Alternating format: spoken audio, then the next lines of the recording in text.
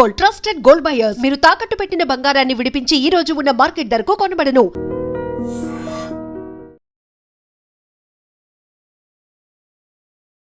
భగవద్గీత, ఆ గీతని గనక మనం కరెక్ట్గా అర్థం చేసుకొని ఆచరించగలిగితే మన రాతే మారిపోతుంది అంటారు.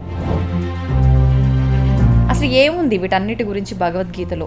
భగవద్గీత చదివామంటే పుణ్యం వస్తుంది, భగవద్గీత గొప్పది, భగవద్గీత అంతది, ఇలా చెప్పుకుంటూ మనం కాలక్షేపం చేసుకుంటూ ఉన్నాం తప్ప సునీత విలియమ్స్ స్పేస్లో, అంతరిక్షంలో నాతో పాటు భగవద్గీతను తీసుకుని వెళ్ళాను. మరి ఆవిడికి ఎక్కడి నుండి వచ్చింది అంత ధైర్యం? మరి ఇప్పుడు మన ఇళ్ళల్లో కూడా భగవద్గీత ఉంటుంది, ఉన్నంత మాత్రాన మనకు ధైర్యం వచ్చేస్తుంది. భగవద్గీత ఏం చెప్తుందంటే కేవలము నీ శరీరము, నీ ఇంద్రియములు, నీ మనస్సు, నీ బుద్ధి, ఇవన్నీ కూడా, మన మనస్సు కూడా సూర్యకిరణాల్లాగే అన్ని వైపులో అన్ని ఆలోచనలు చంచలంగా ఉంటుంది. ఇవన్నీ తీసుకొచ్చి ఫోకస్ చేస్తుంది. కాబట్టి మీకు మీ అజ్ఞానం తొలగించి మీ స్వరూపాన్ని చూపెట్టాలి. ఎలాగైతే మేఘాలు కప్పి ఉన్నటువంటి సూర్యుడికి, ఆ యొక్క గాలికి మేఘాలు వెళ్ళిపోయిన తర్వాత సూర్యుడు ఎలాగైతే కనిపిస్తాడో, ఆ విధంగా మీకొచ్చి స్పష్టమైన మీ స్వరూపం ఏమిటి, ఈశ్వర్ అంటే ఎవరు, ఈ జగత్ అంటే ఏమిటి ఒక్కసారి చెప్తారనమాట. నమస్కారం, వెల్కమ్ టు ఐ డ్రీమ్. ధర్మ మార్గం విత్ విజిత కార్యక్రమానికి స్వాగతం.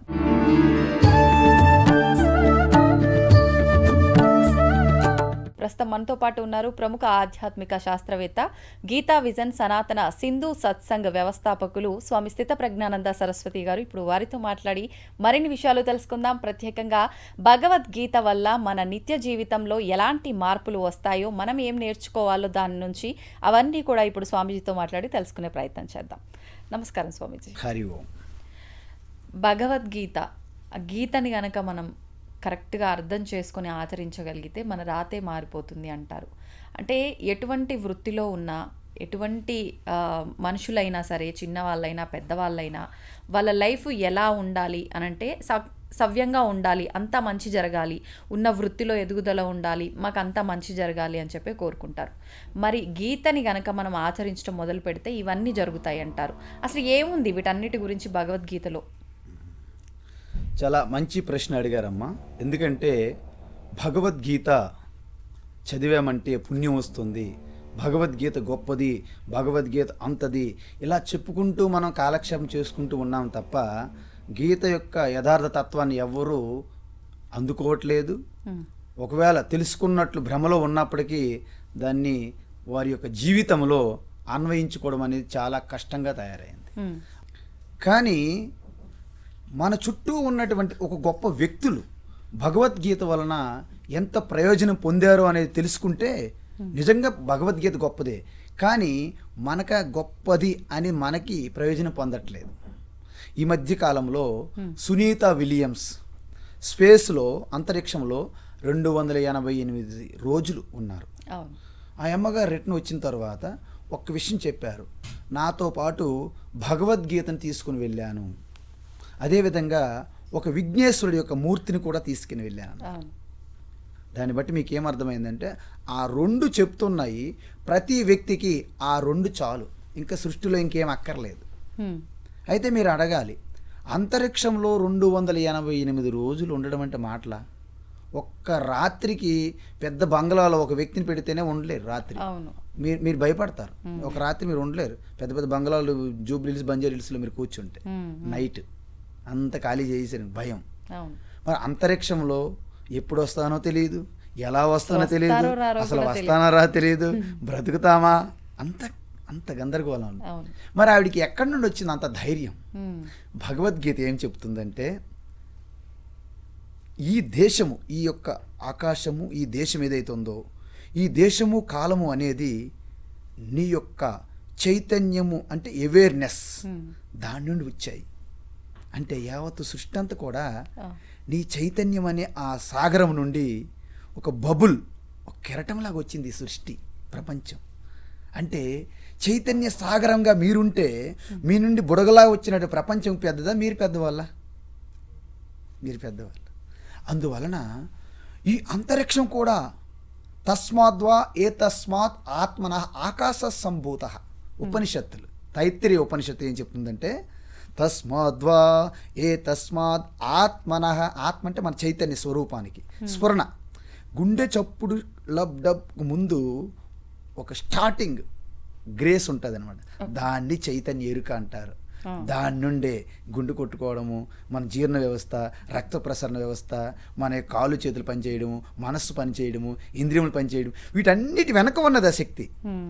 బల్బు వెనక, ఫ్యాన్ వెనక, అన్ని ఎక్విప్మెంట్లు వెనక ఎలక్ట్రిసిటీ ఉన్నట్లుగా. ఎలక్ట్రిసిటీ మీకు కనిపించదు, వెళ్తే ఎలక్ట్రిసిటీ కాదు, ఈ సౌండ్ ఎలక్ట్రిసిటీ కాదు, కానీ ఇవి పనిచేయడం వెనక ఉన్నటువంటి అదృశ్య శక్తి. సో మీరు ఇలా నాడ్ చేస్తున్నారు, నేను చెప్తున్నాను ఈ రెండు కూడా ఆత్మ కాదు, కానీ రెండింటికి పనిచేయడానికి అనుగ్రహిస్తున్నటువంటి శక్తి ఆత్మ. అది సూర్యునిలో ఉంటుంది, చంద్రుడిలో ఉంటుంది, భూమిలో ఉంది, నీటిలో ఉంది, అగ్నిలో ఉంది, వాయు, ఆకాశం, అన్ని ప్రాణుల్లో కూడా దానివల్ల నిలబడి ఉన్నాయి. ఎలాగైతే ఇది ఈ పూసలు రుద్రాక్ష, వీటి వెనక ఒక దారం ఎలాగైతే ఆధారంగా నిలబెట్టేందో, అలాంటి అధిష్టాన ఆధారంగా ఉన్నటువంటి ఆ శక్తియే ఆత్మ. సర్వవ్యాపి, లోపల ఉంది, బయట ఉంది, లోపల బయట లేకుండా అన్నీ దాంట్లోనే ఉన్నాయి. విచిత్రం. ఒక కుండలో ఆకాశం ఉంటుంది, బయట ఆకాశం ఉంటుంది. ఇంతకీ ఆకాశం అనేది కుండ లోపల ఉందా, బయట ఉందా? బయటే కదా మనకు కనిపించేది అవుతున్నది. ఈ ఖాళీ ప్రదేశానికి ఆకాశం అంటారు. పైన చూడకండి ఆకాశం అంటే, ఖాళీ ప్రదేశాన్ని ఆకాశం అంటారు. అంటే ఆకాశంలో సర్వం ఉన్నాయి. భూమండలం, ఈ భూగ్రహం కూడా ఆకాశంలో ఉంది, సర్వం ఆకాశంలో ఉంటాయి. ఇప్పుడు మీరు చెప్పండి, ఈ గది 4 గోడలు కట్టాము, ఈ లోపల ఆకాశం ఉంది, బయట ఆకాశం ఉంది. ఇందుకీ ఆకాశం లోపల బయట ఉందా, ఈ గది మొత్తం ఆకాశంలో ఉందా? గది మొత్తం ఆకాశం. ఇది తెలివైనటువంటి ఆన్సర్.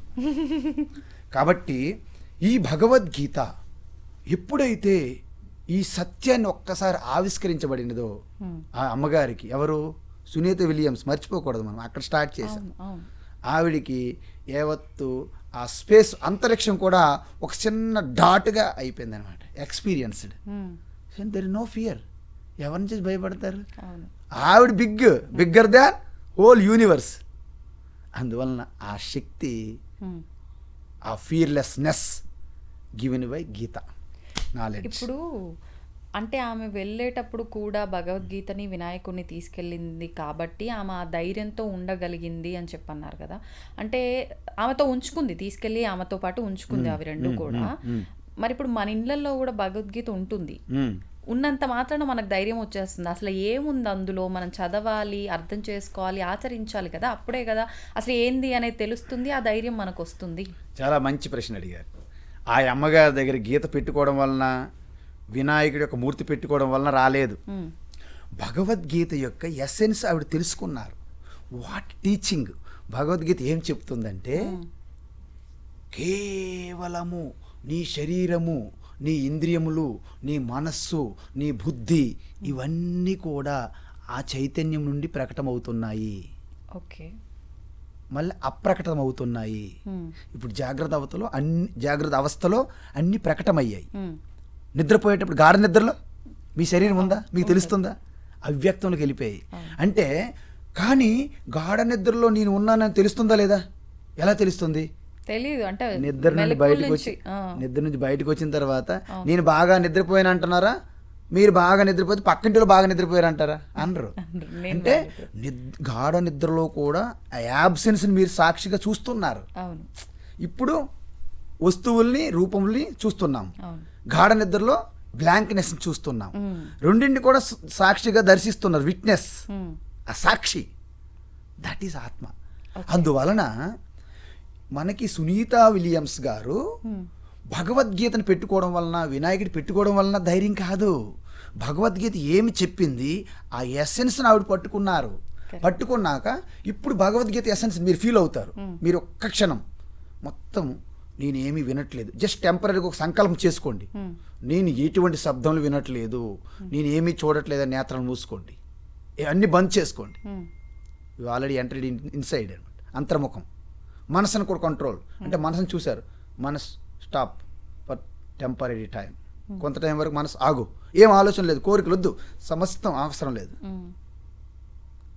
ఒక్కసారి అన్నీ డ్రాప్ అయినప్పుడు కేవలము నేను ఉన్నాను అని ఒక్క అవేర్నెస్ మిగులుతుంది. That awareness is called Shiva. కానీ ఆ స్థితి రావడానికి చాలా సమయం ఎస్, పడుతుంది కదా. ఇప్పుడు వచ్చారు మీరు ప్రశ్న. ఇప్పుడు గీతలో ఎంటర్ అయ్యాం మనం. మీకు అర్థమవుతుంది కదా. You are so great, so wonderful speaker, are మీ యొక్క ప్రొఫెషన్లోను మీ బిజినెస్లోను you are top most, suppose I say. But still whenever your business will collapse you are shaking. కరెక్టే. Like Arjuna is a great warrior. అవును. But when you in the battlefield in front of guru and grandfather, తాతగారు, గురువు గారు అందరు చూసేసరికి కుటుంబ సభ్యులు. భయం. ఒక్కసారి షేక్ అయిపోయాడు, చేతులు ఉనికి, అవును. ధనసు జారిపోయింది, మొత్తం కాలు కదిలిపోతున్నాయి, మనసు తిరుగుతుంది, కళ్ళు తిరుగుతున్నాయి, చక్కెర కొడుతుంది అంటారు చూసారు, చక్కెర కొట్టిందండి. అంతేంటి ఒక్కసారి ఎందుకు అది వచ్చింది అలాగా? Attachment first. ఓ బంధాలు. మీరు ఎంత ఏ వస్తువుకైనా వ్యక్తికైనా సంబంధమైన ఆలోచన దేనికైనా మీరు ఎంత బలంగా అటాచ్ అయి ఉంటారో అంత ఇన్సెక్యూర్ ప్రాబ్లం వస్తుంది, పోగొట్టుకుంటానని. ఓకే, వాస్తవం. దాని యొక్క రిజల్ట్ మనం ఎంత అటాచ్ అయి ఉంటామో. సపోజ్ ఇది పాడ్కాస్ట్ మీద మీరు బాగా అటాచ్మెంట్ పెట్టుకున్నారు అనుకోండి, అది పోయింది, మీరు షేక్ అయిపోతారు ఒక్కసారి. కరెక్ట్. మీ ఫోన్ మీద ఎంత అటాచ్మెంట్ పెట్టుకున్నారు అనుకో, ఫోన్ పనిచేయలేదు, షేక్ అయిపోతారు. కారు, మీ ఫ్రెండ్, మీ మదర్, మీ ఫాదర్, మీ సన్, మీ హస్బెండ్, ఎవరైనా సరే, హూ ఎవర్ ఈ మేబీ, షీ మేబీ, అటాచ్మెంట్ మీదే. Gold, what ever it maybe. లేకపోతే మంచి ఆలోచన, మీ ఆలోచన ఎవరో డిస్మిస్ చేస్తున్నారు, మీరు హట్ అయిపోతారు. కానీ మనిషి యొక్క సహజ లక్షణమే అది కదా, బంధాలు వాళ్ళ మధ్య కాదు. ఎందుకంటే మనిషి అంటే ఏమిటనుకుంటున్నారు మీరు? మనిషి ఎవరన్నా అంటారంటే మనస్సుతో ఎవరైతే ప్రయాణిస్తుంటారో వారు మనిషి అయ్యారు. కానీ వాస్తవానికి ఆయన మనిషి కాదు, మరేంటి? ఆయన మాధవ అంటే ఏంటి? పరమాత్మ. మీరు పరమాత్మే. కానీ పరమాత్మ అంటే ఏంటి? ఇక్కడ రెండు విషయాలు గమనించాలి. రెండు విషయాలు. కేవలము శుద్ధ చైతన్యం, ఆకాశం వలె అందరికీ సమానం, సమం సర్వేషు భూతేషు తిష్టంతం పరమేశ్వరం. కానీ ఆ శుద్ధ చైతన్యము ప్రతి శరీరంలోనూ ప్రతి ఆకారంలోనూ ప్రవేశిస్తుంది. అదే శుద్ధ చైతన్య పరమాత్మ మీలో ప్రవేశిస్తే, మీరు యాంకర్ గారనే ఒక ప్రొఫెషన్, మీ పేరు విజిత, ఓకే సపోజ్. అదే పరమాత్మ మీ నుండి విజితగా ప్రకటమయ్యింది అంటే మీ మనసు ద్వారా ప్రకటన అవుతుంది. కాబట్టి మీరు మనిషి అయిపోయారు. మీరు మనిషి కాదు, మీరు మనిషి అయిపోయారు అన్ఫార్చునేట్గా, దురదృష్టవశాత్తు. అదే పరమాత్మ దీంట్లో ప్రవేశించినప్పుడు స్వామీజీ అయిపోయారు. నేను స్వామీజీ కాదు, ఆయన పరమాత్మే, మీరు పరమాత్మే. అయితే మరి ఇందులో ఎప్పుడైతే ప్రవేశించిందో దీన్ని కంట్రోల్ చేసిన పవర్ ఒకటి ఉంది. ఏంటి? మనస్సు ద్వారా వెళ్తున్నటువంటి వ్యవహారం అంతా మనిషిగా మార్చేసి సంసారంలో పడేస్తుంది. మరి మనిషి నుండి ఎప్పుడైతే మనస్సు వ్యవహారాన్ని మనం సైడ్కి పెట్టగలుగుతామో దాన్ని సాధన, తపస్సు అంటారు. అప్పుడు మనస్సుని ప్రయత్నపూర్వకంగా మీరు సైడ్ పెడితే మళ్ళీ చైతన్య వైపు మీరు షిఫ్ట్ అనమాట, జస్ట్ ఒక జర్క్ అనమాట. దాన్ని ఇన్నర్ జర్నీ అంటారు, దాన్ని ఇన్నర్ ఇంజనీరింగ్ అంటారు. పెద్ద పెద్ద మంచి మంచి పదాలు వాడతారు ఇంగ్లీష్లో. ఇన్నర్ ఇంజనీరింగ్, ఇన్నర్ ట్రాన్స్ఫర్మేషన్ అన్నీ వింటుంటారు, మీరు వినండి కావాలంటే. ఈ పెద్ద పెద్దలు ఉన్నాయిలేండి, పెద్ద ఆర్గనైజేషన్లు ఉన్నాయి వరల్డ్ వైడ్. సో ఈ ఇన్నర్ జర్నీ, అందుకే మనకి లలితా సహస్రనామము, విష్ణు సహస్రనామం ఇలాంటి పేర్లు చెప్తారు. అంతర్ముఖ సమారాధ్య. మీరు అంతర్ముఖంలో వస్తే మీకు నేను ప్రత్యక్షం అవుతాను అని లలితదే చెప్పారు. మనమేంటి బహిర్ముఖ సుదుర్లభం చెప్పడం కూడా అక్కడ జరిగింది. మీరు ఎంతవరకు బహిర్ముఖం వెళ్ళిపోతే నాకు కారు కావాలి, నాకు బంగ్లా కావాలి, నాకు ఫ్రెండ్స్ కావాలి, నాకు పుత్రుడు కావాలి, నాకు పుత్రికలు కావాలి, ఈ అధికారం కావాలి, పవర్ కావాలి, డబ్బు ఇవన్నీ బహిర్ముఖమే కదా. అంటే ఆవిడేమంటుంది? నాకంటే మీరు దూరం వెళ్తున్నారు, నా నుంచి మీరు దూరం వెళ్తున్నారు అని చెప్తూనే ఉంది ఆవిడ. అంటే ఓకే పర్లేదు, తర్వాత రిటైర్మెంట్ చూసుకుంటాం ఈ సంగతి అని మనం చెప్పేస్తున్నాం ఆవిడికి. చూసారా?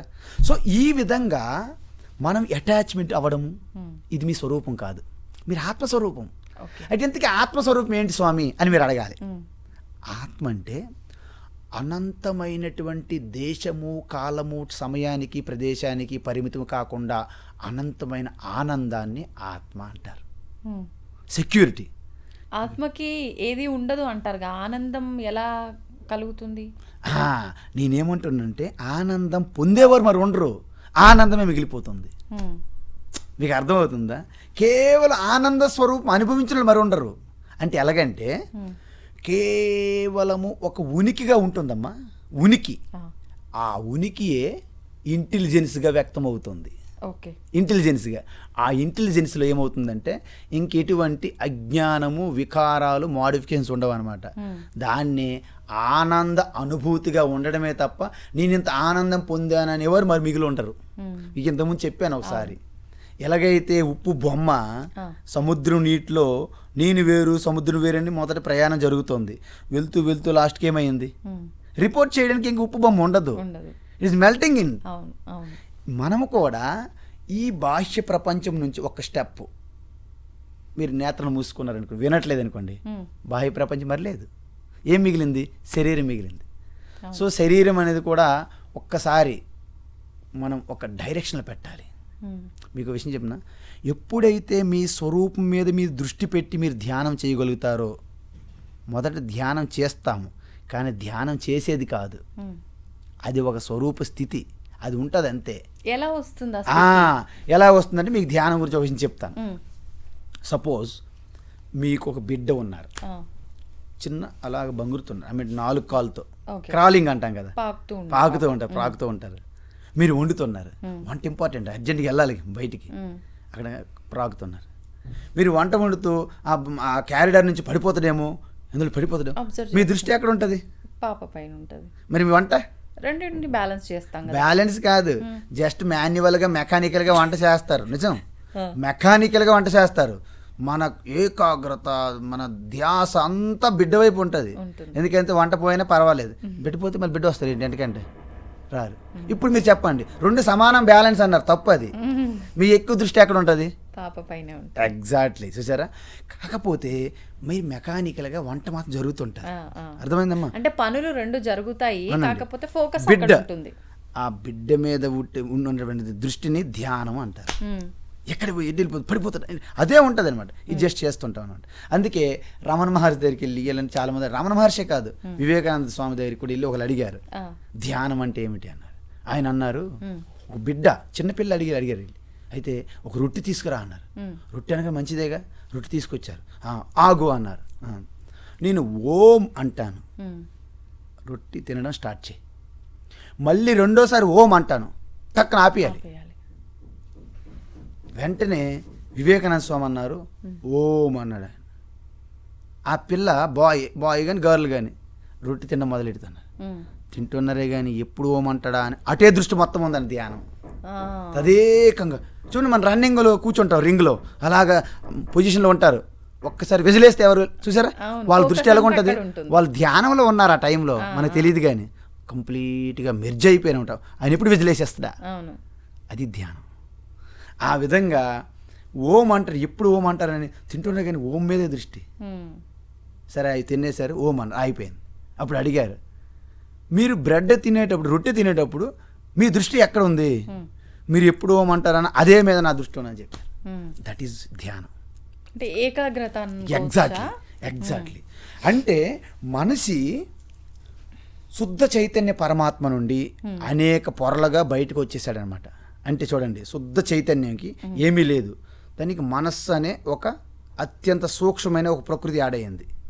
దాంట్లో ప్రతిబింబం అంటే రిఫ్లెక్ట్ అయింది.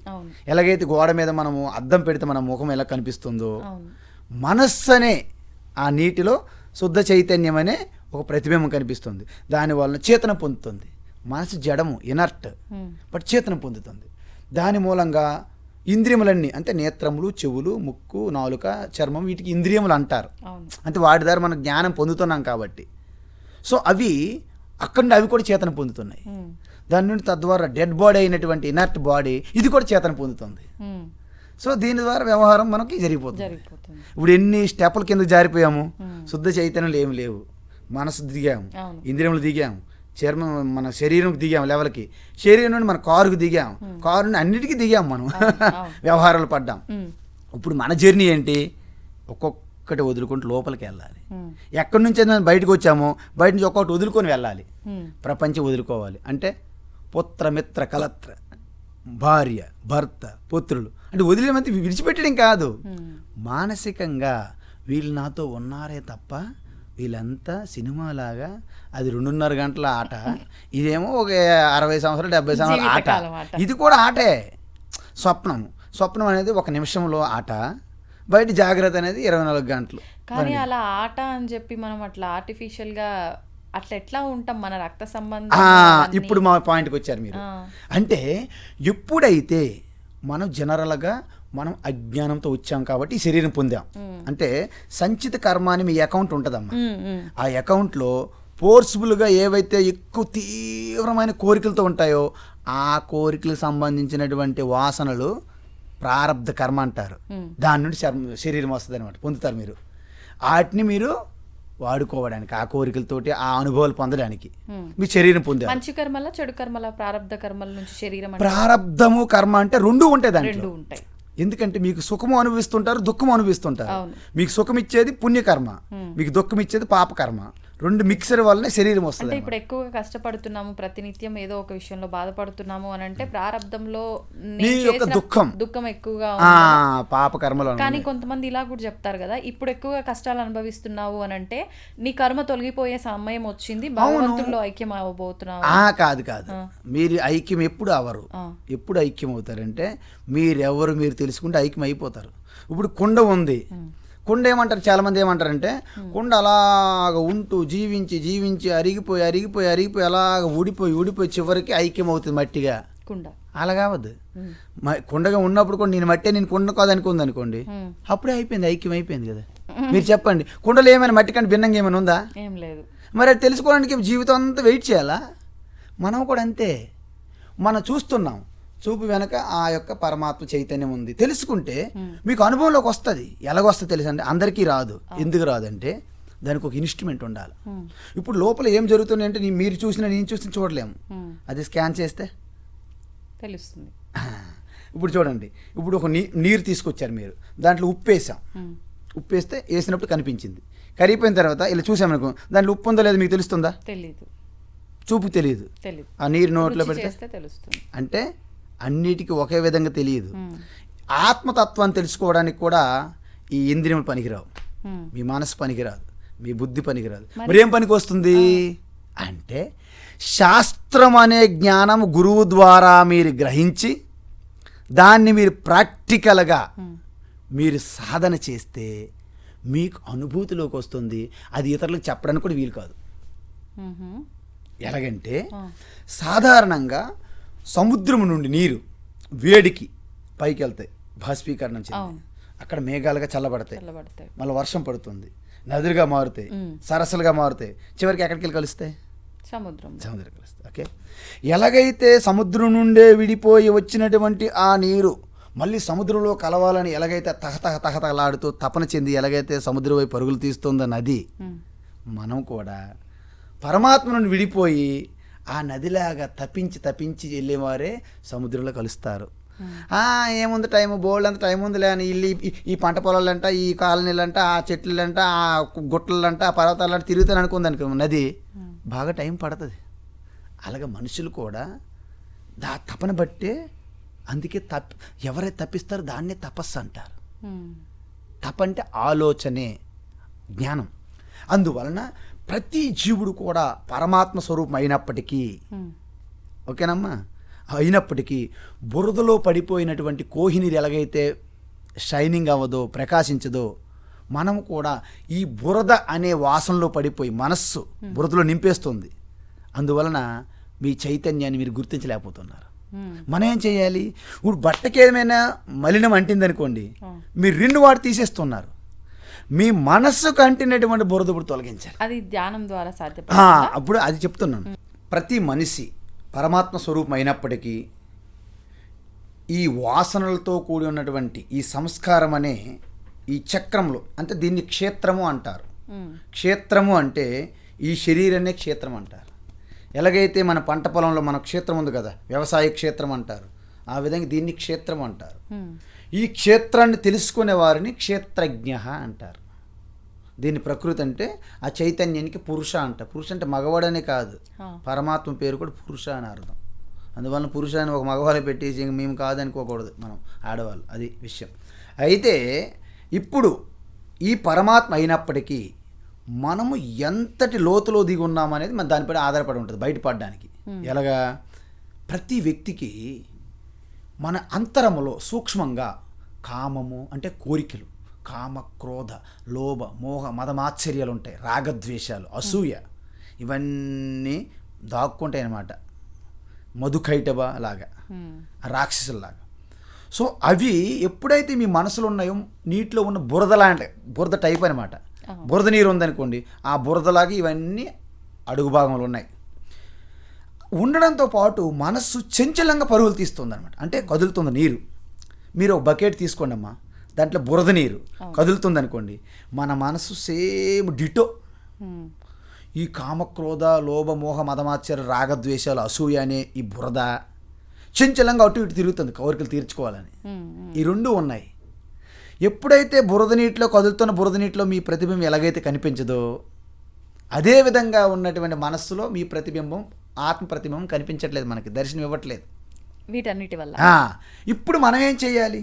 వాటిని తొలగించాలంటే ఫస్ట్ ఆఫ్ ఆల్ మనము ఒక స్టెప్ వేయాలి. దీనికి 5 స్టెప్పులు చెప్పారు భగవద్గీతలో, 5 మెట్లు.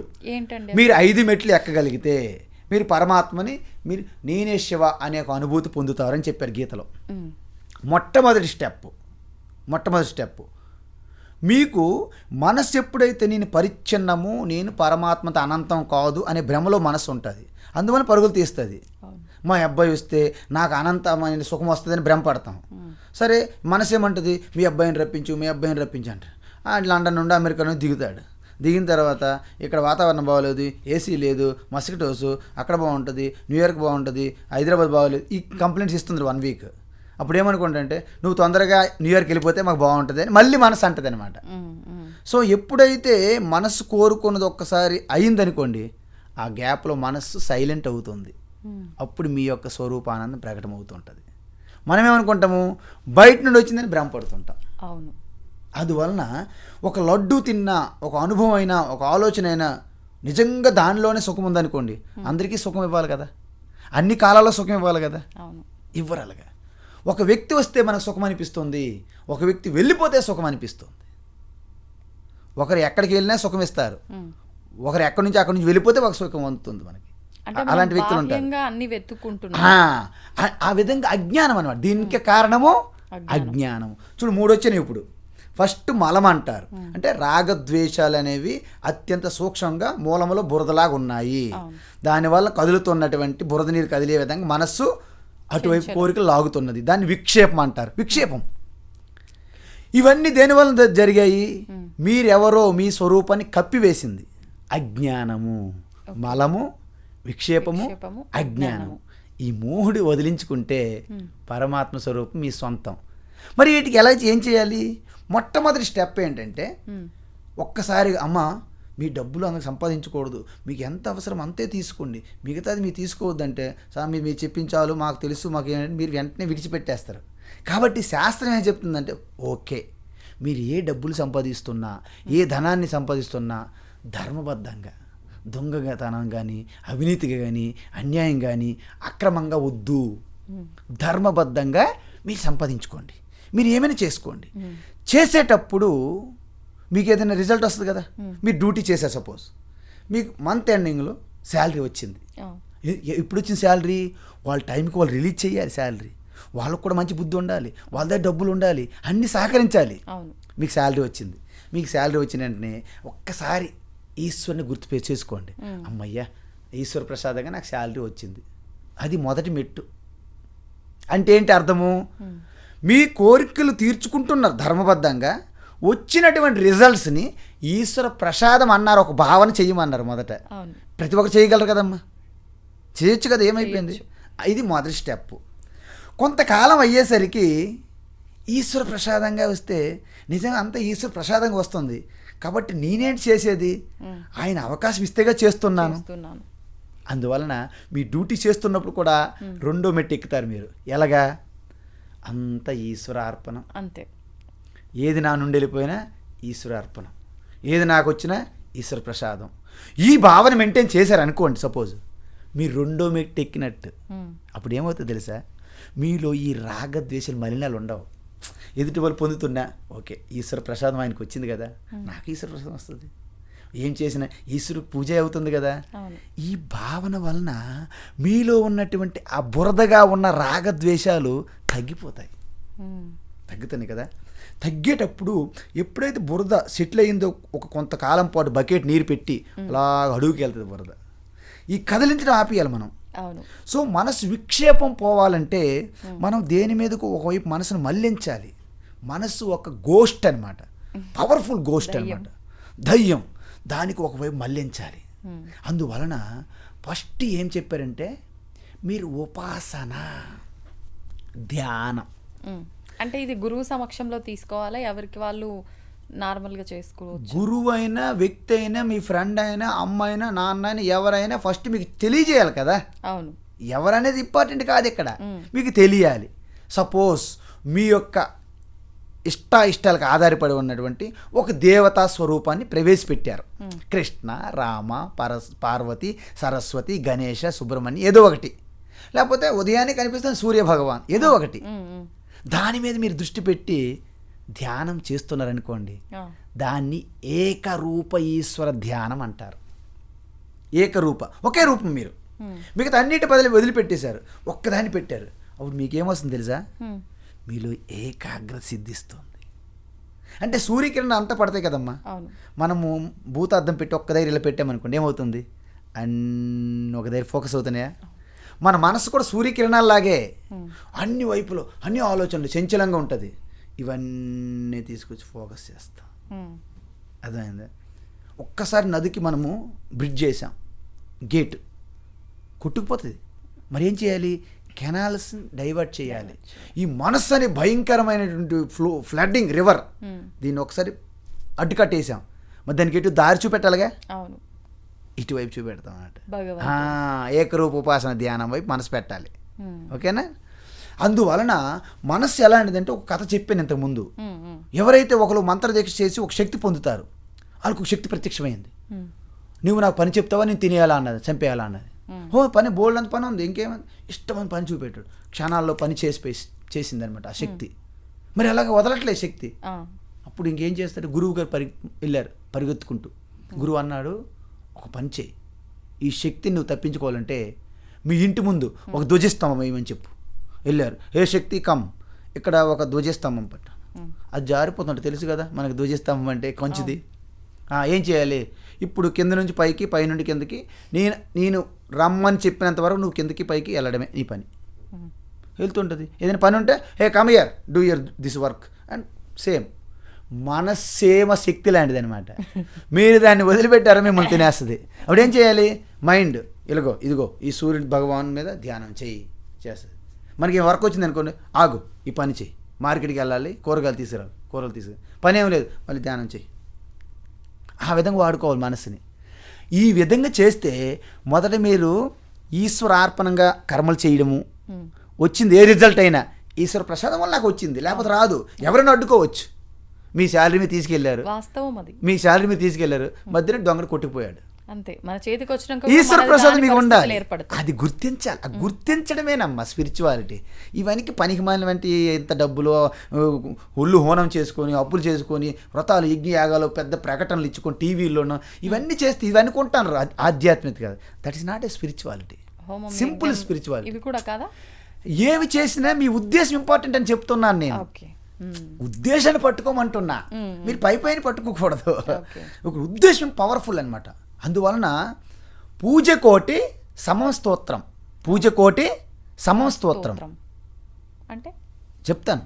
పూజకోటి సమం స్తోత్రం, స్తోత్ర కోటి సమం జప, కోటి జప సమం ధ్యానం, కోటి ధ్యానం సమం లయ. అంటే అర్థం ఏంటి, మీరు కోటి పూజలు చేసిన దానికంటే భక్తి ప్రేమతో ఒక స్తోత్రం పారాయణ చేయడం గొప్పదంట, కోటి పూజల కంటే. ఇలా కోటి పారాయణాల కంటే పూర్తిగా ఏకాగ్రచిత్తంతో జపం గొప్పది. కోటి జపాల కంటే ఏ జపము లేదు, ఏ నియమము లేదు, మీకు కేవలం అన్ని జార విడిచి పరమాత్మ చింతమైన మనస్సుని సాక్షిగా చూస్తూ మనసు కూడా మీ హృదయంలో లయమైపోతుంది. ఆ అవేర్నెస్లో ఉండడమే ధ్యానం. ధ్యానంలో ఇంకా లయమైపోయారు, మీరు లేరు. చెప్పాను మీకు ఉప్పు బొమ్మ, అదే మీకు గుర్తు రావాలి ప్రతిసారి నేను కనిపించినప్పుడల్లా. అప్పుడు మీరు ఇంక లయం అంటారు. అంటే you are one with GOD. ఏంటి గాడ్. అది అహం బ్రహ్మాస్మి దాని అర్థం. ఈ విధంగా అంత గొప్పదనమాట. అందువలన పూర్తిగా మీరు ఎప్పుడైతే ఏకాగ్రత సిద్ధిస్తారో, ఎప్పుడైతే, అందుకే మీకు ప్రతి వాళ్ళు ఏమనుకుంటారంటే ఆరంభంలో వస్తారు కదా మా దగ్గరికి, మీ ఇష్టదేవత ఏమో అడుగుతారు. ఇష్టదేవత ఫూలిష్ క్వశ్చన్ యాక్చువల్గా. చిన్నపిల్లలని అర్థం. చిన్నపిల్లలు ఓకే మీ ఇష్టదేవత ఏంటంటారు. ఇష్టదేవతలు ఏముంటే దాటి వెళ్ళిపోయారు అనుకోండి. ఇప్పుడు మీరు పెద్ద ఇంటర్మీడియట్, ఈ డిగ్రీ, ఇంజనీరింగ్, మ్యాథమెటిక్స్ ఉన్నారనుకోండి, అమ్మ 17 ఏకం చెప్పంటే మీకు ఎలాగనిపిస్తుంది? అరే ఏంటి ఏంటండి సిగ్గు లేకపోతే నేను ఎక్కడ నా స్థాయి ఏంటి, నా లెవెల్ ఏంటి, ఏమడుగుతాను అనరా మీరు? కోప్పడరు? మీరు హైయర్ ఇంజనీరింగ్ మ్యాథమెటిక్స్ చేస్తున్నారు, నేను వచ్చి అమ్మ చెప్పండి 17 ఏకం చెప్పండి, ఏమైనా బాగుందండి, పద్ధతి ఉందండి, అలాగ అనిపిస్తుంది అమ్మ. నిజంగా మీరు నమ్మండి, ఈ మహాత్ములకి ఎవరైతే నిజంగా ఆ తత్వాన్ని ఉపనిషత్తులు బాగా బ్రహ్మసూత్రాలు అధ్యయనం చేసిన రచనలకి మీరు చెప్పండి, మీ మంత్రదీక్ష ఎవరిచ్చారు? మీకు దర్శనం ఎక్కడైంది? స్వప్నంలో అయిందా? బయట అయిందా? ఎక్కడైంది? ఇలాంటి ప్రశ్నలని సిల్లీ క్వశ్చన్స్ అమ్మా నిజంగా. అవునా కదా, మీరే చెప్పండి. కాబట్టి ఎప్పుడైతే మీకు ఇష్టదేవతతో స్టార్ట్ చేస్తారు, ఎందుకు కర్మయోగం అన్నారు ఫస్ట్. దానికి ఏంటి, మీరు కోరికలన్నీ తీర్చుకోవడానికి చేశారు ఫస్ట్. తర్వాత ఏది చేసినా ఈశ్వర అర్పణం అని చెప్పాను, ఏమొచ్చినా ఈశ్వర ప్రసాదం అన్నాను. దాన్ని కర్మయోగం అంటారు గీతలో, ఒక భాగం అయింది. తరువాత బహిర్ముఖం అయితే, కర్మ అంతా ఎప్పుడు బహిర్ముఖమే కదా. బహిర్ముఖం ఉన్నంత వరకు నువ్వు పరమాత్మ చేరుకోలేవు, అంతర్ముఖంలోకి వెళ్ళాలి. అప్పుడు జపము ధ్యానంలోకి వెళ్ళాలి. అందుకే ఇష్ట దేవత. ఇప్పుడు అంత వ్యాపించి పరమాత్మ అన్నానికి మీకేమో అర్థం కాదు. అందుకే నేను ఒక గణేష్ మూర్తి ఇచ్చా. సో గణేష్తో స్టార్ట్ చేస్తాను. జై గణేష జై గణేష జై గణేష పాయము, శ్రీ గణేష శ్రీ గణేష శ్రీ గణేష రక్షము. భజన చేస్తాం, చేయండి, మంచిదే. God bless you. అలా చేస్తూ చేస్తూ ఎక్కడ చూసిన గణేష్ మీద మీకు ప్రీతి, ప్రేమ, భక్తి, మీకు ఏకాగ్రత సిద్ధిస్తుంది ఆల్రెడీ. ఓకేనమ్మా. అప్పుడు రెండవ స్టెప్, ఉపాసనలోనే రెండవ స్టెప్. 3 స్టెప్పులు చెప్పాను ఇప్పుడు మీకు, గుర్తుందయ్యా? మీరు స్టెప్పులు మర్చిపోకూడదు. యూ సో అలర్ట్ ఉండాలి నా దగ్గర. కర్మ చేసినప్పుడల్లా ఈశ్వర అర్పణం అని చెప్పాను, వచ్చిన ప్రసాదాన్ని ఈశ్వర ప్రసాదం చెప్పాను, రిజల్ట్స్ని. 2 స్టెప్స్. ఇప్పుడు ఏకరూప ఈశ్వర ధ్యానం అన్నాను, 3వ స్టెప్. ఇప్పుడు అదే ఈశ్వర సర్వత్ర అన్ని రూపాల్లో అదే ఈశ్వర ఉన్నాడు, విశ్వరూప ధ్యానము భగవద్గీతలో వస్తుంది 11వ అధ్యాయం. అది 4వ స్టెప్. ఆ 4వ స్టెప్ వల్ల నాకేం లాభం మీరు అడగాలి. ఏకాగ్రత వచ్చింది మీకు ఏకరూప ఈశ్వర ధ్యానం వలన. ఈ విశ్వరూపం వలన మీ మనస్సు విస్తరిస్తుంది. Expand your mind. విశాల హృదయం, your mind, your heart is expand like anything. అప్పుడు మీరేంటంటే అంతా బ్రహ్మమయం జగత్, అంతా అందరూ అదే భూమి, అదే నీరు, అదే అగ్ని, అదే వాయు, అదే ఆకాశం. అంత మనం విడిచిపెట్టిన గాలి ఆవిడ పీలుస్తున్నది, ఆవిడ విడిచిపెట్టిన గాలి ఆయన పీలుస్తున్నాడు, ఆయన విడిచిపెట్టిన గాలి నేను పీలుస్తున్నాను, అందరూ ఒకే నీరు. ఇదంతా నీరే, 70% వాటర్, బ్లడ్ అంతా నీరని అర్థం. కాబట్టి ఇలాంటి భావనలు వస్తాయని మీకు అందరికీ సమానం. ఈ విశ్వరూపం మీద మీకు ఎప్పుడైతే భక్తి వస్తుందో, ఇక ఏ ప్రాణికి కూడా, ఏ చెట్టుకు కూడా, దేనికి కూడా హింస చేయలేరు మీరు. మీలో ఆ సెన్సిటివ్నెస్ వస్తుంది, ఆ మృదుత్వం, ఆ సరళత్వం, స్ట్రైట్ ఫార్వర్డ్నెస్, వక్ర బుద్ధి ఉండదు, కపట బుద్ధి ఉండదు. ఇవన్నీ వచ్చినప్పుడు ఏంటంటే వీటిని దైవీ సంపత్ అంటారు. ఈ సంపద మీలో కలిగినప్పుడు అప్పుడు మీరు రెడీ. ఏమవుతుందో తెలుసా? మీలో మలినం పోయింది, రాగద్వేషాలు బురద పోయింది, చంచలత్వం మనసు తిరుగుతుంది, అది పోయింది. కానీ స్టిల్ మీకేమో తెలుసా? నేను ఎవరైనా స్వరూపం మీకు తెలియదు. 4 స్టెప్పులు అయినాయి, స్వరూపం ఎవరు తెలియదు. ఎందుకు తెలియదు? అజ్ఞానం అనే ఒక ఆవరణ ఉన్నది. అప్పుడు ఏమవుతుంది తెలుసమ్మా? నిత్య నిరంతరము మీరు ఏకరూప విశ్వరూప ధ్యానం చేయడం వలన మీలో ఆ గొప్ప పవిత్రత ఏర్పడుతుంది. హృదయం పవిత్రత, purity. you are like a spotless heart. Your mind is spotless. Such a heart person is getting such a అదృశ్య రూపమైనటువంటి పుణ్యం అంటారు దాన్ని. అప్పుడు ఈశ్వరుడు మీకు కృప మీ అంతఃకరణంలోనే కలుగుతుంది. దానివల్ల ఏమవుతుంది తెలుసా? ఒక మంచి తత్వం దర్శించినటువంటి వ్యక్తి మీకు తారసపడేటట్లు చేస్తుంది universal Shakti. That is called Guru. Who ever maybe. ఆడు ఆటో డ్రైవర్ అవ్వచ్చు, వాడు వంట మాస్టర్ అవ్వచ్చు, వారు ఎవరైనా అవ్వచ్చు. అవును. పూలు అమ్మిన ఆవిడ అవ్వచ్చు, టమాటా పండ్లు అమ్ముకున్న ఆవిడ అవ్వచ్చు, ఎవరైనా అవ్వచ్చు గురువు. కొన్ని సందర్భాల్లో అంటారు కదా, అంటే దేవతలాగా వచ్చారు, అదే నాకు ఇలా జరిగింది, అదే జరగాల్సింది అలా ఎవరైనా రావచ్చు అంటున్నా. గురువు అనేది ఏదో కాషాయం వేసుకున్న గురువు అని కాదు ఇక్కడ నేను చెప్పింది మీకు, మరొకసారి గుర్తు చేస్తున్నా. అప్పుడు ఆ గురువు అనే అంటే బ్యాలెన్సింగ్ అనమాట. యు ఆర్ యోగ్యత, కాబట్టి మీకు మీ అజ్ఞానం తొలగించి మీ స్వరూపాన్ని చూపెట్టాలి.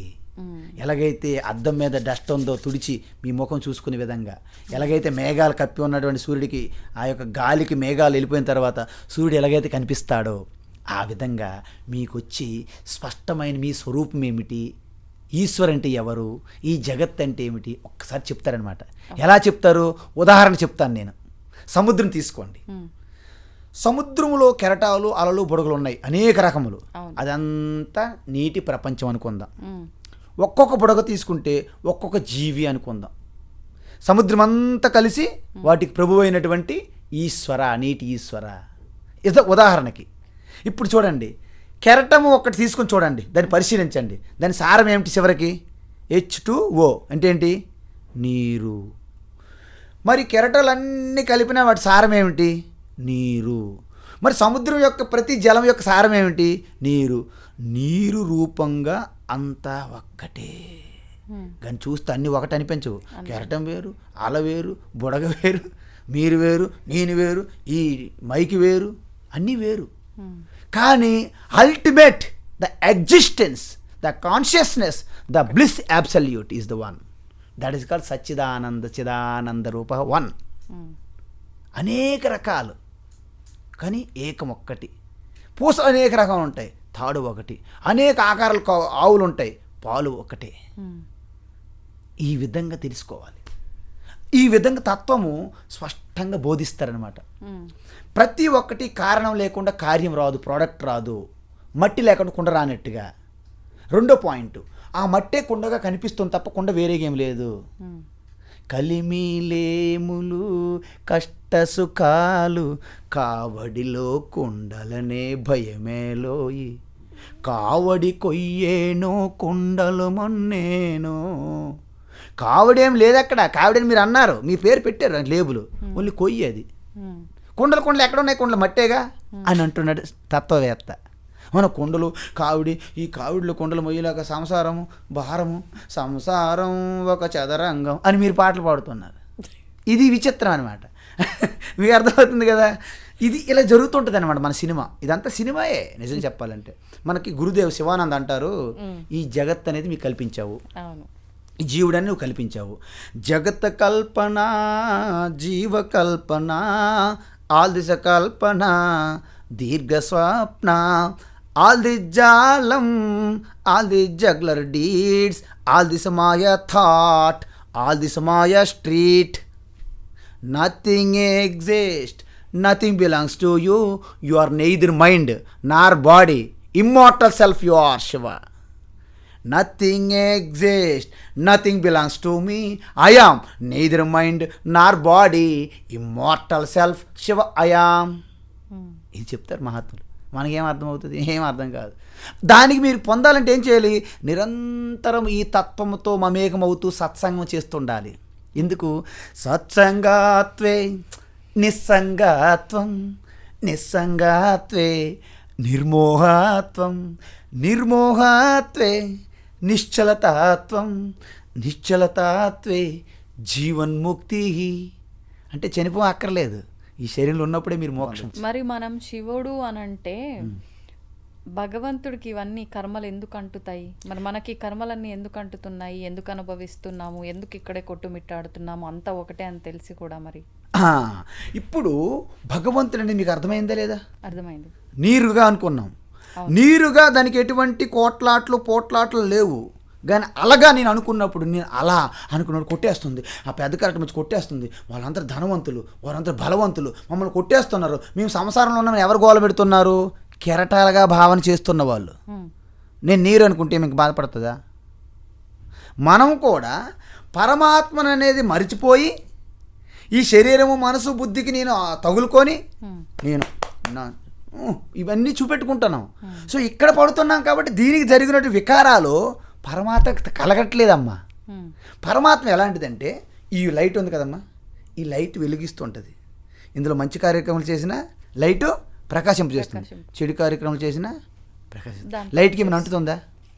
అదేవిధంగా పరమాత్మ అనే ఈ లైట్లో మనసు పని చేస్తుంది, మంచి ఆలోచన చేస్తుంది, చెడు ఆలోచనలు చేస్తుంది. ఈ మంచి పరమాత్మకు అంటదు, చైతన్యం అంటదు, ఈ చెడు చైతన్యం అంటదు. ఇప్పుడు మీకు ఒక చిన్న ఉదాహరణ చెప్తాను. ఫైనల్గా మీకు 4 మెట్లు చెప్పాను. ఏకరూప అనేక రూపం చెప్పాను. ఏకాగ్రత, విశాలత వచ్చింది, చిత్త విశాలత. చివరికి నేనెవరు అనే తత్వం చెప్పాలి. మీరు శుద్ధ చైతన్య పరమాత్మ, అజ్ఞానం వలన మీరు సంపాదించుకున్న సంస్కారం వలన ఈ శరీరం వచ్చిందని చెప్పాను, ప్రారంధ కర్మ దాంట్లో ప్రకటమవుతున్నది. కాబట్టి మీరు అన్నీ తెలుసుకున్నారు. ఇప్పుడు మీరు ఒక 30 సంవత్సరాలు అనుకోండి, 35-40 సంవత్సరాలు మీ వయసు అనుకుందాం. ఒక 33 సంవత్సరాల వరకు మీకు మంచి అవగాహన ఉంది. 6-7 సంవత్సరాలు మనకు తెలియదు. కానీ ఈ 33 సంవత్సరాల్లో మీరు ప్రతిదీ దర్శిస్తున్న మీ ఎక్స్పీరియన్స్లో ఏమైనా మారకుంటే ఏమైనా ఉందా? ఈ సృష్టిలో, ఈ సమాజంలో అన్నీ మారిపోతుంది. కానీ ఒకటి గుర్తించాలి, మీరు మారుతున్నదని మీకు ఎలా తెలుస్తుంది? మారుతున్నటువంటి అన్నిటినీ మనం గమనించాలంటే మారకుండా ఒకటి నిలిచి ఉండాలి, అప్పుడే గమనించగలం. ట్రాఫిక్ వెళ్తుంది, ట్రాఫిక్ పోలీస్ మధ్యలో ఉంటాడు, ఆయన కూడా కారులో వెళ్ళిపోతాడు అనుకోండి, ట్రాఫిక్ ఎట్లా తెలుస్తుంది? ఆయన కదలకుండా ఉండాలా వద్దా? అంటే ఈ 33 సంవత్సరాల్లో మీకు కలిగిన ఆలోచనలు, ఇష్టాలు, కోరికలు, బంధాలు, అమ్మ నాన్న వాళ్ళ ఆలోచనలు, మిత్రులు శత్రులు అవ్వడము, శత్రులు మిత్రులు అవ్వడము, కొత్త సంబంధాలు విడిపోవడము, పెళ్ళిళ్ళు చేసుకోవడము, డైవోర్స్లు ఇవ్వడము, ఇదంతా కామను. వీళ్ళు ఎప్పుడు డివోర్స్ ఇచ్చుకుంటారో ఇంకోటి ఎదురు చూస్తుంది ఆయన పెళ్లి చేసుకోవడానికి. వీళ్ళకి సెట్ అవ్వట్లేదు, వాళ్ళకి ఇది కావాలి. మీరు కొత్త కారు కొనాలి, పాత కారు అమ్మాలని మీరు ప్రయత్నం, అది ఎవరు అమ్ముతారని అది ఎదురు చూస్తుంటే పక్కనే. సో ఇదంతా ఎందుకు మారుస్తున్నారు? అన్నీ మారిపోతుంది. కానీ మీరు ఒకటి చెప్పండి, చిన్నపిల్లప్పుడు కూడా నేను అనే భావన మారిందా? కొంచెం కౌమారమైనప్పుడు నేను అనే భావన మారిందా? మీరు యుక్త వయసులో ఉన్నప్పుడు నేనని భావన మారిందా? మరి కొన్ని సంవత్సరాలు పోతే వృద్ధులు అవుతారు, అప్పుడు నేనని భావన మారుతుందా? నేను అనేది మారుతుందా లేదా? మారడం లేదు. సర్వం మారిపోతుంది, యావత్ శరీరం మారిపోయింది, మనసు మారిపోతుంది, ఇంద్రియములు మారిపోతాయి, బుద్ధి మారిపోతుంది, తెలివి మారిపోతుంది, అజ్ఞానం పోతుంది, తెలివి వస్తుంది, తెలివి పోతుంది, మళ్ళీ అజ్ఞానం మూట కట్టుకుంటాం. అన్నీ పోతూనే వస్తున్నాయి. నేనేది మారట్లేదు కదా. ఆ నేనని నేనే దేవుడు అంటారు, గాడ్. కాబట్టి శుద్ధమైన నేను దేవుడు వేరు కాదు, ఒకటే. అందువలన ఈ తత్వాన్ని తెలియజేస్తారన్నమాట గురువు. ఇది తెలుసుకుంటే, మరి తెలుసుకుంటే అంటే అందరూ మోక్షం పొందిపోవాలి కదా, ఎందుకు ఈ బాధలు అని అనొచ్చు మీరు. తెలుసుకుంటాం, కానీ మనం దాన్ని జీర్ణించుకోవట్లే, ఒక సైడ్ పెట్టుకుంటాం. ఇది మన యూనివర్సిటీ విద్యలాగా, నాలెడ్జ్ లాగా.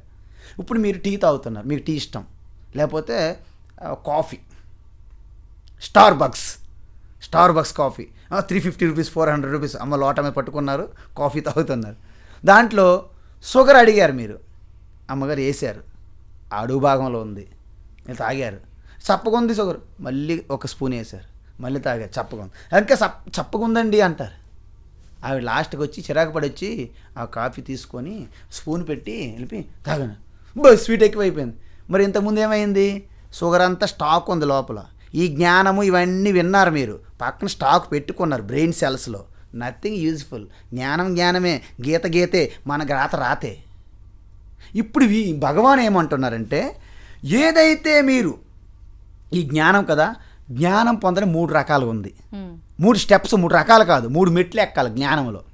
ఫస్ట్ వినాలి శ్రద్ధగా, దీర్ఘకాలం పాటు గురువు అనేవారు చెప్పినప్పుడు, శాస్త్ర ప్రకారం చెప్పినప్పుడు శ్రద్ధగా క్రమం తప్పకుండా దీర్ఘకాలం పాటు ఒక గురువు దగ్గర వినాలి. దాన్ని శ్రవణము అంటారు. అప్పుడు మీకు అజ్ఞానం పోతుంది, కానీ కొన్ని డౌట్స్ ఉంటాయి, సంశయాలు ఉంటాయి. ఆ డౌట్స్ని తోటి ఫ్రెండ్స్ ద్వారా కానీ, వేరే బుక్స్ ద్వారా కానీ, లేకపోతే గురువు ద్వారా కానీ పూర్తిగా నివృత్తి చేసుకోవాలమ్మా. అప్పుడు మీరు ఏంటంటే మీరు జ్ఞానులు అవుతారు, అంటే పర్ఫెక్ట్ ప్రజ్ఞావతి. మీకు నాలెడ్జ్ ఉంది, బట్ నాలెడ్జ్ ఏంటి? అవసరమైన ఉపయోగపడట్లే. జ్ఞానం అయితే ఉంది, చాలా జ్ఞానవంతులు కూడా చాలా ఇబ్బందులు పడుతుంటారు. మీరు వినండి, కోపం అవుతుంటారు, ఈ జ్ఞానం అంటాడు, పండితుడు అంటాడు, ఇంత కోపం అనిపిస్తుంది మీకు. అంటే అర్థం ఏంటంటే వారిలో ప్రజ్ఞ ఉంది, కానీ వారికి అవసరమైనప్పుడు ఉపయోగపడట్లేదు. దీన్నే కర్ణ విద్య అంటారు. ఏ విద్య అంటారు? కర్ణుడు విద్య. కర్ణుడు మొత్తం అర్జునుడికి ఉన్నంత ఇది సమానం కర్ణుడికి ఉంటుంది, కానీ యుద్ధంలో మాత్రం పనికిరాదు. ఎందుకంటే నేర్చుకునేటప్పుడు తప్పు తడకలుగా నేర్చుకోండి. ఆయన అబద్ధం ఆడి గురువు దగ్గర నేర్చుకోండి. ఆయన గురువు గారు అంటారు లాస్ట్కి, నువ్వు అబద్ధం చెప్పి నేర్చుకున్నావు కాబట్టి నీకు హయ్యెస్ట్ పరీక్ష సమయంలో నీ విద్య నీకు మర్చిపోతావు అనేసారు. చూడు ఏం చూడు ఎంత ప్రాబ్లం. మనం కూడా మన జ్ఞానం అంతా అందరూ పోటాపోటీకి సంపాదించుకుంటాం, కానీ నీకు అవసరమైన పనికి రాదు. నీ పని నీదే. వీటిని విపరీత భావనలు అంటారు. అంటే అనేక జన్మల నుంచి వచ్చినట్టు అలవాటు వాసనలు అడుభావనలు ఉంటాయి. నేను మనిషిని అని భావన వదిలిపోతాం తొందరగా. నేను ఎలాగైతే పడుకున్నప్పుడు లేచినప్పుడు నేను మనిషిని ఎంత స్పష్టంగా నాకు ఉందో అంత బలంగా నేను శివ అనేది రావాలి మీకు. దానికోసమే నిధిధ్యాసనం అంటారు. నిధిధ్యాసనం శాంపుల్ ఒకటి చెప్తా, ఒక శ్లోకం. నిర్వాణ షట్కం విన్నారు ఎప్పుడైనా? మనోబుద్ధ్యహంకార చిత్తాని నాహం నచ శ్రోత్రజిహ్వే నచ ఘ్రాణనేత్రే నచ వ్యోమ భూమిర్న తేజో న వాయు చిదానందరూప శివోహం శివోహం. నా పుణ్యం నా పాపం నా సౌఖ్యం నా దుఃఖం నా మంత్రో నా తీర్థం నా వేదా నా యజ్ఞా అహం భోజనం నైవ భోజ్యం న భోక్త చిదానందరూప శివోహం శివోహం. నా మృత్యో న శంక న మే జాతి భేద పితా నైవ మాత మాతా న జన్మ. I have no mata, no father, no pita, nothing. నా బంధు నా మిత్రం గురుర్ నో గురు నో శిష్య. మరి ఏం మిగిలింది? చిదానంద రూప శివోహం శివో. దీన్ని నిధిధ్యాసనం అంటారు. ఇది చేస్తూ చేస్తూ చేస్తే సహజమైనటువంటి స్వరూపం మీకు ఒక్కసారి అనుభూతి కలుగుతుంది. నేను ఎప్పుడు శివే కదా, నా అజ్ఞానం వల్ల ఇలాగే కింద మీద పడ్డాను అని మీరు నవ్వుకుంటారనమాట. ఓహో ఇంత అజ్ఞానం పిహెచ్డీలు చేశాను నేను, అజ్ఞానంలో నేను డాక్టరేట్లు చేశాను, I have done many PhDs in my ignorance అని మీకు అప్పుడు తెలిసినప్పుడు మీరు చెప్పుకోరు, బయటికి ఫీల్ అవుతారు. అని నేను ఎప్పుడు శివే కదా విన్నాలి అంత తిరిగా అక్కడికి ఇక్కడికి వాళ్ళ దగ్గరికి మంత్రదీక్షలు ఇవ్వండి, యజ్ఞాలు చేయండి, పూజలు చేయండి, హౌ ఫూలిష్ ఐ యామ్ అని అనుకుంటారు మీరు. That is what wonder. This is the wonder అమ్మ. ఇది అసలైన వండరాక చెప్పండి మీరు. కౌపీనంతో ఉన్నటువంటి ఋషులు యోగులు ఆనందంతో ఉంటారు. నువ్వు మొత్తం బంగ్లాలో కొట్టుకుంటే మొత్తం వాచ్మెన్లో పెట్టుకొని నీకు నిద్ర పట్టదు. స్లీపింగ్ పిల్లో వాట్ ఎక్కడ ఉంది డిఫరెన్స్? కౌపీనవంత కలు భాగ్యవంత. రమణ మహర్షి ఒక చిన్న కౌపీనం కొట్టు ఉండేది, ప్రపంచమంతా ఆయన దగ్గరికి వచ్చి ఆయన ఎక్కడికి వెళ్ళలేదు. ఇది మిరాకిలే కదా చెప్పండి. This is the miracle. ఇది హ్యాపెన్స్ టు భగవద్గీత. అప్పుడు అండర్స్టాండింగ్ అయిన తర్వాత ఇది ఏర్పడుతుందనమాట. అప్పుడు అర్జునుడు నా చేతులు ఏం చనిపోతారు, లేకపోతే వాళ్ళ చేతులు నేను చనిపోతాము, ఇంత రక్తపాతము, ఇంత హింస, హిందూ కృష్ణ పద నాకు ఋషికేశులు వదిలే, నేను సన్యాసం తీసుకుందని అంటాడు అర్జునుడు. Arjuna you are not fit, ready ఇంకా అవ్వలేదు నువ్వు అక్కడికి, నువ్వు ఇంకెక్కడే ఉన్నావు. యుద్ధములు కర్ణుడు గొప్ప నేను గొప్ప, కర్ణుడు గొప్ప నేను గొప్ప, ఇక్కడ ఉన్న ఈ ప్రపంచంలో నీకు టైం పట్టాలి. అందువలన కర్మయోగం ఫస్ట్ చెప్పాను కదమ్మా. తర్వాత భక్తి యోగం చెప్పారు, తర్వాత జ్ఞానం చెప్పారు. చివరికి అన్నాడు అమ్మయ్య కృష్ణ నాకు అర్థమైపోయింది. ఏం అర్థమైపోయింది? నేను ఆత్మస్వరూపుని. మరి ఇదేంటి ఈ ప్రకృతి ఈ ఉపాధి నాకు ఇచ్చినట్టు కర్తవ్యం జరుగుతుంది తప్ప నాకు సంబంధం ఏం లేదు. నష్టో మోహస్మృతిర్లబ్ధా త్వత్ప్రసాదాన్మయాచ్యుత స్థితోస్మి గత సందేహ కరిష్యే వచనం తవ. ఇప్పుడు నా సందేహాలు సంశయాలు మొత్తం పోయినాయి, ఐఎమ్ ఫ్రీ అయిపోయాను. నువ్వే ఆదేశం ఇస్తే ఆదేశం పాలించడానికి నాకేం ప్రాబ్లం లేదు. ద్రోణుడు ఆయనవుడు ఉపాధేగా, నా ఆత్మస్వరూపమేగా. భీష్ముడు ఆయనవుడు భీష్ముడు ఉంటేగా, ఆత్మస్వరూపమే. దాని నుంచి వెలుగుతుంది. 10 బకెట్లు నీరు ఉంది, 10 బకెట్లు చంద్రుడు ప్రతిబింబం పడుతుంది. అది చంద్రుడు 10 అయినారా? ఓహో 2 సూర్యులు ఉన్నాయి, 2 సూర్యులు లేరు, ఒకటే. నువ్వు ఎక్కడ హాస్పిటల్కి వెళ్ళాలి. కాబట్టి ఈ విధంగా తెలుసుకున్న తర్వాత అద్భుతం. అర్జునుడికి అడుగుతాడు, ఏమడుగుతావు తెలుసమ్మా? నువ్వు శ్రద్ధగా ఏకాగ్రత విన్నావా? విన్నాను. అర్థం చేసుకున్నావా? అర్థం చేసుకోను. అయితే నీ బుద్ధితో ఆలోచించి ఏది మంచిదైతే చెయ్యి. యథా ఏచ్చతి తథా కురు విమృశ్యై తదశేషేన యథేచ్చతి తథా కురు. గురువు ఎంటపడ్డమ్మా, ఇచ్చేయి ఎంటపడ్డు. మీకు తత్వమంతా భోజిన తర్వాత సమయస్ఫూర్తిగా ఏది మంచి అయితే చేయడమే. ఓకే, అది వివేకవంతులు, అది హనుమంతులు శ్రీకృష్ణుడు చేసి చూపెట్టారు మనకి. హనుమంతుడు అదే చేసి చూపెడతాడు, సమయస్ఫూర్తి ఎక్కువ హనుమంతుడికి.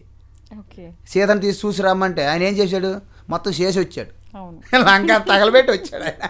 ఎందుకు, అక్కడ సిచ్యువేషన్స్ బట్టి ఆయన చెయ్యడు, ఆయన మంచోడే, కానీ ఆయనతో ఆడుకున్నారు గేమ్స్. ఆయనకి రింగ్ మాస్టర్ ఆయన హనుమంతుడు. So he has done his job. Srikrishna పరిస్థితి అంతే, రాయబారికి వెళ్ళి నువ్వు మాట్లాడి రావాయంటే ఆయన కట్టడానికి ప్రయత్నించారు. ఆయన ఏం చేస్తాడు, 2 లెఫ్ట్ అండ్ రైట్ ఇచ్చి thank you will meet in the Kurukshetra అన్నాడు. ఏమైనా అయితే జరిగింది. సో ఇదనమాట సమయస్ఫూర్తి అంటే కృష్ణ హనుమాన్లో మీకు తెలుస్తాయి. వాళ్ళిద్దరు గురువులు, హనుమంతుడు గురువు, ఓకే. శ్రీకృష్ణ గురువు, కృష్ణ వందే జగత్. జగద్గురు. అప్పుడు ఈ అద్భుతాన్ని సంజయుడు ఏమంటాడంటే, కేవలము యోగం యోగేశ్వరాత్ కృష్ణాత్ సాక్షాత్ కథయత స్వయం. యోగేశ్వర కృష్ణ, ఆ కృష్ణుడి నుంచి డైరెక్ట్గా ఆ బ్రహ్మ విద్య అర్జునుడు చెప్తుంటే నేను దర్శించి నా జన్మ ధన్యమైపోయిందని సంజయుడు చెప్తాడు లాస్ట్లో. అప్పుడు సంజయుడు ఒక మాట చెప్పాడు, యత్ర యోగేశ్వర కృష్ణో యత్ర పార్థో ధనుర్ధరః తత్ర శ్రీర్విజయో భూతి ధ్రువానే తిర్మతిర్మమ. కృష్ణార్జునులు అంటే మీలో ఉంటారు అని అర్థం. ఎవరైతే కర్తవ్యంలో ఉత్సాహంతో ఉల్లాసంతో ఉంటామో, ఎటువంటి సంశయాలు భయాలు విడిచిపెట్టి రాగద్వేషం విడిచిపెట్టి సిద్ధంగా కర్తవ్యంకి ఉంటాం. ఎందుకు, మీ తత్వం తెలుసుకున్నారు ఆల్రెడీ. మీరు నీటిలో ఉన్న తామరాకు వల్ల ఉంటారు, బురద నీరు మీకు అంటదు. బ్రహ్మణ్యాదాయ కర్మాణి సంగం త్యక్త్వా కరోతి యః లిప్యతే నస పాపేన పద్మపత్రమివ అంబస. నీటిలో ఉన్న తామరాకు వలె అంటారు. నేను ఎలా చెప్పుకుంటే టైం అయిపోతుంది, ఎందుకంటే భగవద్గీత ఈజ్ ద అల్టిమేట్ ఈ సృష్టికి. కాబట్టి ఎత్ర యోగేశ్వర కృష్ణ ఎత్ర పార్థ అంటే, ఏదైతే మనము ఈ యొక్క ప్రకృతి అంటారమ్మా, శరీరము ఇంద్రియము మనసు బుద్ధి అన్నిటికీ ప్రకృతి అంటారు. దాని వెనకొన్న చైతన్యం పురుష అంటారు. పురుష ప్రకృతి, ప్రకృతి బాగా శుద్ధమైన అంతఃకరణంతో ఏకాగ్రతతో కలిగి ఉన్నటువంటి ప్రకృతి అర్జునుడికి ప్రతిరూపము. దాని వెనకున్న బ్లెస్సింగ్ కృష్ణ. ఎక్కడ ఈ రెండు కలిస్తే అక్కడ విజయమే కదా, ఇంకేం మిగులుతుంది. ఎత్ర యోగి అలాగ అర్థం చేసుకోవాలి అంతే తప్ప మన పదండో పులోమని కురుక్షేత్రం వల్ల అక్కడ గీత చదివేద్దాం అక్కడ గీత చదివేద్దాం అంటే ఏమొచ్చేది చెప్పండి. ఇది అసలైన తత్వం, అది బయట. అందుకే ఫస్ట్ మనము బొట్టు పెట్టుకోండి అంటారు. ఇది ఎందుకు, ఇది ఆజ్ఞాచక్రం అంటారు. ఈ నేత్రముల ద్వారా మనము స్థూలమే చూడగలము, విపరీతం చూడం, భిన్నము. ఆవిడ వేరు నేను వేరు, వాళ్ళు మా చుట్టాలు, వీళ్ళు బంధువులు, వీళ్ళు పరాయి వాళ్ళు, ఇవన్నీ చూపెడతాయి ఇవన్నీ. కానీ ఈ ఆజ్ఞ చక్రం అంటే, ఆజ్ఞ అంటే ఏంటనుకున్నారు, సంపూర్ణ జ్ఞానం అని అర్థం. ఓకే. ఆజ్ఞ ఆసమంతాత్ జ్ఞ అంటే సంపూర్ణ జ్ఞాన నేత్రం. శివ 3వ నేత్రం ఇదే. అంటే ఇక్కడ నేత్రం పెట్టకూడదు, అది జ్ఞానం. ఈ నేత్రం లాంటిది కాదు, జ్ఞానం.